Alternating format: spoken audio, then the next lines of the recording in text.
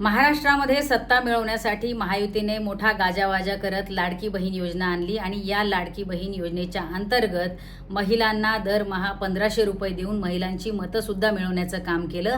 आता मात्र गरज संपल्यानंतर याच योजनेतून महाराष्ट्रातील तब्बल 92 लाख महिलांना वगळण्यात आलेलं आहे।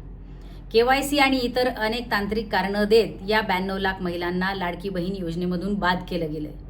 कॅगने दिलेल्या अहवालानुसार 3541 कोटी रुपयांचा हिशोब या योजनेचा हा लागतच नाहीये।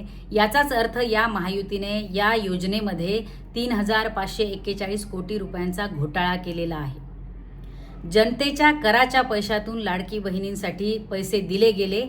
हे पैसे सत्ताधाऱ्यांनी स्वतःच्या खिशातून दिलेले नव्हते।